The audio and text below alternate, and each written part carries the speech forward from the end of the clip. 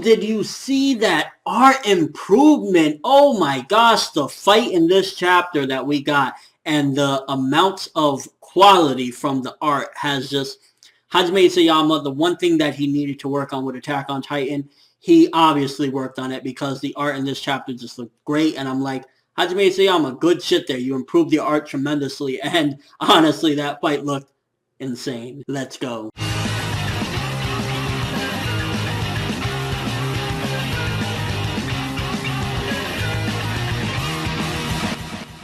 So with last month's chapter and this month's chapter, in all honesty, it looks like Attack on Titan is back on course, and I'm loving that right now because for a while, for like a majority of the year, it was kind of in that, you know, slowish arc, and it was all right, but it wasn't the level of greatness that we love from Attack on Titan. But this month's chapter, the shit that we learned and everything, I was just like, yes. For starters, we find out that black-haired girl that we've been seeing since, like, I think chapter 46 or 47 in Aaron's memories, that we were like, okay, who is that? Is that his mother younger? What's going on? That's actually a girl named Freda that is the sister to Historia. So now some of the confusion. And to be honest with you, while I'm talking as if it's fact, it could honestly be all bullshit because what we found out in this chapter, what the Reis can do, everything that we've seen in that chapter could have been distorted. We don't know exactly what really went down because we found out that the Reis can alter memories. So everything that he was showing his daughter, Historia, in this chapter could be bullshit. For all we know, all of it is horseshit and the truth is something completely different, or some of it is true and he's leaving things out. So we can't really trust it right now. I mean, at the end of the day,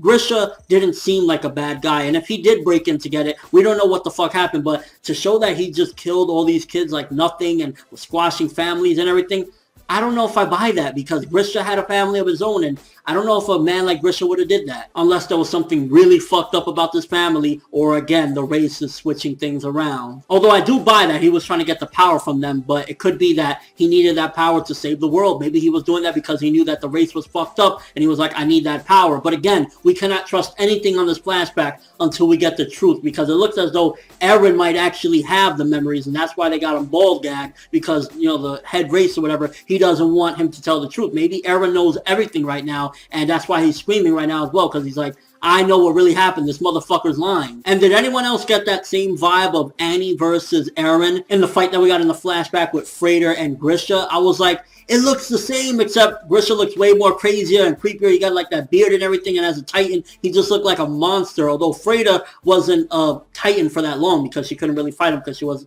inexperienced. So we know that at the very least in the past, Freda was a Titan for a short period of time. She wasn't that long of a Titan. And it's like, this opens up so many more floodgates. How many people are actual Titan shifters? And I'm really starting to wonder what is up with the Ackerman. Kenny in this chapter, we got a little bit more that he's like, yo, we got to go. We got to do things. You know, we got to get a move on this. So I was like, okay, you know, he at the end of the day, he's wise because he knows he can't take on 1,000,000 people. But the thing that Levi was saying in this chapter and what we kind of got the connection between Levi, Mikasa, and Kenny, besides the last name, I'm referring to when they were talking about that power that awoke in them. First thing I was thinking, like, are they fucking Super Saiyans or something? But then I was thinking, it could have something to do with the science. It could have something, maybe an extension of the Titans. They found some sort of experiment maybe that they put specifically in the Ackermans, and it's maybe in the Ackerman blood. Maybe the Titan experiment came from the Ackerman blood to begin with. Who the fuck knows? So the fact that they had this awakening in them that gave them this extra power, and why they truly are badasses is in their DNA seemingly. But also makes me wonder exactly what is the connection between the three of them. I mean, is it just like a race of people? Is it like a culture? What's up? Ew. Is all I got to say about the fucking butt chug torture that they have. They were like butt chugging up his ass, torturing him. Like, I don't even want to focus on that because it was just so disgusting and fucked up, but butt chugging. And if anything happens to Eren, first of all, Reis and Historia, if that fucking idiot, because I think right now she truly believes it, and this could really go down this way unless everyone shows up, because we don't know if, you know, Isayama's fucking with us, and the things that are happening right now with Pixies and them, as well as, you know, Levi and them are like prior to this event of what's going on right now. And then right when shit is about to go down, they'll show up, but they all are coming. And if something happens to Eren, Mikasa's gonna fucking absolutely demolish them and destroy them, and everyone else is gonna go insane. So for their own safety, they better not do it. They better not do it. I mean, it's Attack on Titan. I'm not going to say that there's plot armor in Eren. He could very well die, leaving behind the key. I don't know, but yeah. And the fact that Levi said Kenny is their biggest threat, and he's probably even more of a threat than Levi himself, what is it about him? There's some hinting in there, but it's like, they have some sort of fucking Uchiha, I don't know, it's like they have the awakening of an Uchiha Sharingan or a Super Saiyan in them. What the fuck? Although I do gotta admit that it kind of feels as though it's going more in the supernatural route. We've obviously known that there's been supernatural stuff to the manga thus far, but as it's been progressing, I mean, in this chapter we find out that they can fuck with memories, they can change memories around. Within that last chapter, there's a needle that has the DNA that turns them into Titans, and then now it's like a Super Saiyan thing for the Ackerman. Getting a little supernatural there. And we also got confirmation that seemingly Historia is not a Titan thus far, but that needle, he's about to turn her into one, and if she does turn into one, oh man, we're going to have a crazy Titan fight. And I think, honestly, they're rounding off the anime with this. I think the events that we're seeing right now, a few more chapters of this is going to be the ending of the anime. And I know that that means something crazy is coming because they're going to want to end season 2 with a huge bang, and this might be it. And I just got to stress again, the art.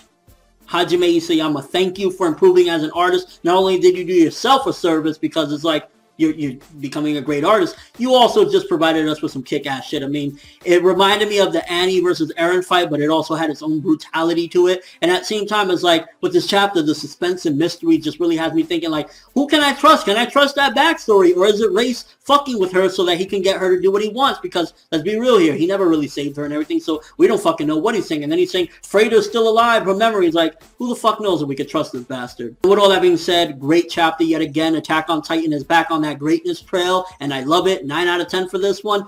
Getting a little bit on the supernatural level, and it's kind of reminding me of like a Future Diary, how it starts off with a few supernatural elements and then slowly becomes very supernatural. I wouldn't be surprised if little on down the road or something, they're all having fucking red eyes awakening and yellow auras or something. Them Ackermans. Let me know what you thought of the chapter. What do you think about the flashback? Do you think that the Reis is fucking with us and that's not actually what happened? He's changing events in their mind? And do you think that we're going to have an epic battle between Historia and Eren soon, or is she going to turn on her own father and eat him? I think I'd go with the latter, to be honest with you. And your overall thoughts of the chapter. Attack on Titan back on that greatness, and I'm loving it. But that's all I have for this one. Thanks for watching. Hope you enjoyed. If you liked anything I had to say or enjoyed the video, drop me a like. I'd greatly appreciate it. And if you haven't subscribed, if you can do so as well, that'd be awesome. I'm ForneverWorld, and as always, people, have an awesome day.